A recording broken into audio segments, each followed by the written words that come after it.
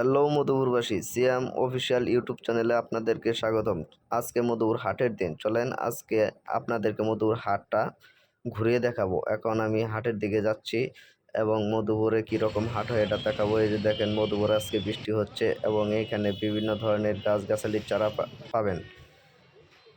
মধুপুর যেহেতু মঙ্গলবার এবং শুক্রবার দিন হাটের দিন, এই 2 দিন মধুপুরে খুব ভিড় থাকে। দেখেন এখানে বিভিন্ন ধরনের ফুলের গাছ আছে এবং ফল ফলান্তির গাছ আছে। আর এইখানে যে গাছগুলো দেখতে পাচ্ছেন এই গাছগুলো পরিবেশের জন্য অনেক উপকার। মেলিয়া এবং আকাশমণি গাছ প্রশাসন কেটে দিয়েছে, কারণ এই গাছগুলো পরিবেশের জন্য ক্ষতি। এখন দেখতে পাচ্ছেন এই মুখরোচক খাবারগুলো কিন্তু কেউ মিস করবেন না। মধুপুর এগুলো রহরহ পাওয়া যায়, এগুলো কিন্তু খুবই সুস্বাদু।